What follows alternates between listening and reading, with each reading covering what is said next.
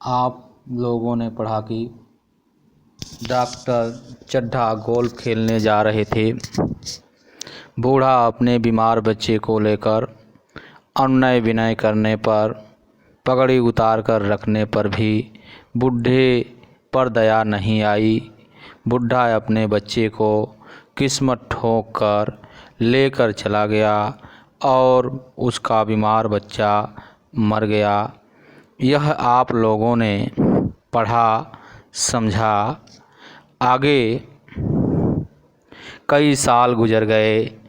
Doctor Chadha ने खूब यश और धन कमाया, लेकिन इसके साथ ही अपने स्वास्थ्य की रक्षा भी की, जो एक असाधारण बात थी।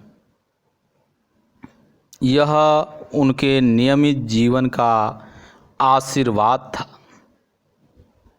कि 50 वर्ष की अवस्था में भी उनकी चुस्ती और फुर्ती युवकों को भी लज्जित करती थी। अर्थात 50 वर्ष में भी वे युवक लगते थे। उनके हर एक काम का समय नियत था, निश्चित था।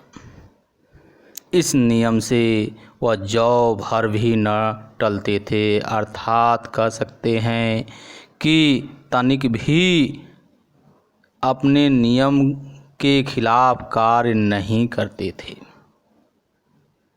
बौद्धा लोग स्वास्थ्य के नियमों का पालन उस समय करते हैं जब रोगी हो जाते हैं। यह बात सत्य भी है कि जब व्यक्ति रोगी हो जाते हैं तो स्वास्थ्य के नियमों का पालन करना शुरू कर देते हैं।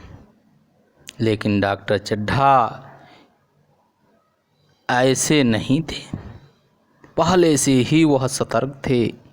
अपने नियमों से वह तनिक भी हटते नहीं थे, टलते नहीं थे। डॉक्टर चड्ढा उपचार और संयम का रहस्य खूब समझते थे। उनकी संतान संख्या भी इसी नियम के अधीन थी। उनके केवल 2 बच्चे हुए, एक लड़का और एक लड़की। तीसरी संतान न हुई। इसीलिए श्रीमती चड्ढा भी अभी जवान मालूम होती थीं। लड़की का तो विवाह हो चुका था, लड़का कॉलेज में पढ़ता था।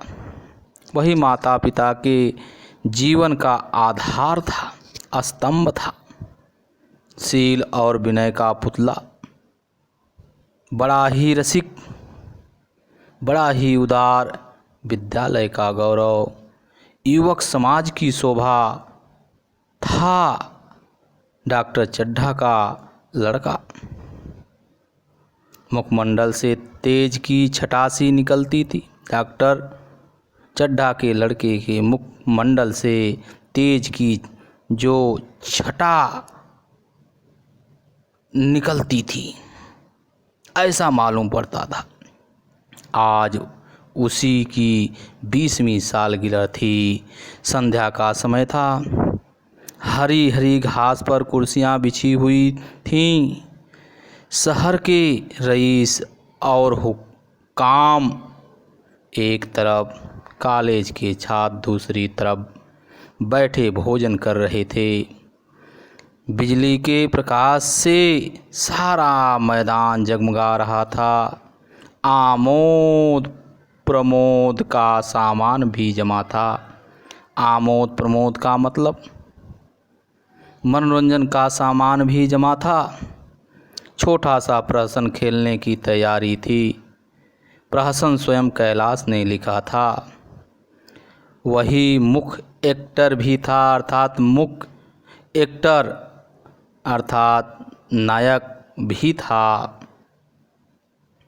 इस समय वह एक रेशमी कमीज पहने, नंगे सिर नंगे पांव इधर से उधर मित्रों की आओ भगत में लगा हुआ था। आओ भगत का मतलब सेवा भाव में लगा था। कोई पुकारता, कैलाश जरा इधर तो आना। कोई उधर से बुलाता, कैलाश क्या उधर ही रहोगे। सभी उसे छेड़ते थे, चुगली करते थे, मजाक करते थे। बेचारे को जरा दम मारने का भी अवकाश न मिलता था, छुट्टी नहीं मिलती थी, समय नहीं मिल पाता था। सहसा एक रमणी ने अर्थात सुंदरी ने उसके पास आकर कहा, क्यों कैलाश, तुम्हारा सांप कहाँ है, जरा मुझे दिखा दो। कैलाश ने उससे हाथ मिलाकर कहा, मृणालिनी, इस वक्त क्षमा करो, कल दिखा दूंगा। मृणालिनी ने आग्रह किया, प्रार्थना किया, जी नहीं, तुम्हें दिखाना पड़ेगा। मैं आज नहीं मानने की, तुम रोज कल कल करते हो। मृणालिनी और कैलाश दोनों सहपाठी थे और एक दूसरे के प्रेम में पगे हुए। कैलाश को सांपों के पालने, खिलाने और नचाने का शौक था। तरह तरह के सांप पाल रखे थे। उनके स्वभाव और चरित्र की परीक्षा करता रहता था। थोड़े दिन हुए, उसने विद्यालय में सांपों पर एक मार्के का व्याख्यान दिया था। सांपों को नचाकर दिखाया भी था। प्राणी शास्त्र के बड़े बड़े पंडित विद्वान भी यह व्याख्यान सुनकर दंग रह गए, आश्चर्य में पड़ गए थे। यह विद्या उसने एक बूढ़े सपेरे से सीखी थी। सांपों की जड़ी बूटियाँ जमा करने का उसे मर्ज था, आदत बन गई थी। इतना पता भर मिल जाए कि किसी व्यक्ति के पास कोई अच्छी जड़ी है, फिर उसे चैन न आता था, उसे लेकर ही छोड़ता था। यही व्यसन था, यही उसकी बुराई थी। इस पर हजारों रुपए फूंक चुका था। मृणालिनी कई बार आ चुकी थी, पर कभी सांपों को देखने के लिए इतनी उत्सुक न हुई थी। कह नहीं सकते, लेखक ये बताना चाह रहे हैं कि कह नहीं सकते, आज उसकी उत्सुकता सचमुच जाग गई थी, या वह कैलाश पर अपने अधिकार का प्रदर्शन करना चाहती थी। पर उसका आग्रह बेमौका था, बिना समय का था, समय के अनुसार न था। उस कोठरी में कितनी भीड़ लग जाएगी, भीड़ को देखकर सांप कितने चौंकेंगे, और रात के समय उसे छेड़ा जाना कितना बुरा लगेगा किसको, सांपों को। इन बातों का उसे जरा भी ध्यान न आया। किसे ध्यान न आया? मृणालिनी को ध्यान नहीं आया। कैलाश ने कहा, नहीं, कल ज़रूर दिखा दूंगा, इस वक्त अच्छी तरह दिखा भी नहीं सकूंगा।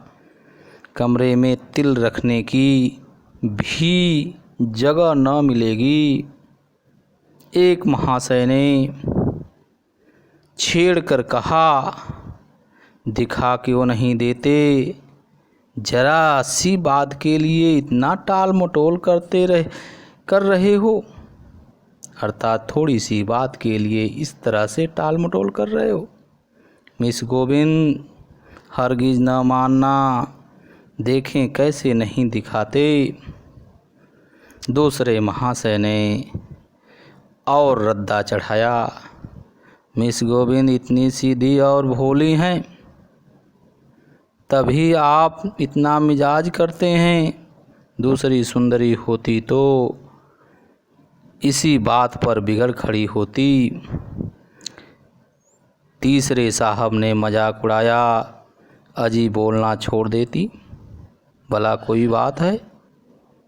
इस पर आपको दावा है कि मृणालिनी के लिए जान हाजिर है। मृणालिनी ने देखा ये सोहदें उसे रंग पर चढ़ा रही हैं, तो बोली, आप लोग मेरी वकालत ना करें, मेरी बात ना करें, मैं खुद अपनी वकालत कर लूँगी, अपनी बात को रख लूँगी। मैं इस वक्त सांपों का तमाशा खेल नहीं देखना चाहती, चलो छुट्टी हुई। इस पर मित्रों ने ठहाका लगाया। एक साहब बोले, देखना तो आप सब कुछ चाहें, पर कोई दिखाए भी तो। कैलाश को मृणालिनी की झेपी हुई सूरत देख मालूम हुआ कि इस वक्त उसका इनकार वास्तव में उसे बुरा लगा है। ज्यों ही प्रीत भोज समाप्त हुआ और गाना शुरू हुआ, उसे मृणालिनी और अन्य मित्रों को सांपों के दरबे के सामने ले जाकर मोहर बजाना शुरू कर दिया। फिर एक एक खाना खोल कर एक एक सांप को निकालने लगा। वाह, क्या कमाल था! ऐसा जान पड़ता कि वे कीड़े उसकी एक एक बात, उसके मन का एक एक भाव समझते हैं। किसी को उठा लिया, किसी को गर्दन में डाल लिया, किसी को हाथ में लपेट लिया। मृणालिनी बार बार मना करती कि उन्हें गर्दन में न डालो, दूर ही से दिखा दो, बस जरा नचा दो। कैलाश की गर्दन में सांपों को लिपटते देखकर उसकी जान निकल जाती थी। पछता रही थी कि मैंने व्यर्थ बेकार ही इनसे सांप दिखाने को कहा, मगर कैलाश एक न सुनता था। प्रेमिका के सम्मुख अपने सर्वकला प्रदर्शन का ऐसा अवसर पाकर वह कब चूकता। एक मित्र ने टीका की, दांत तोड़ डाले होंगे।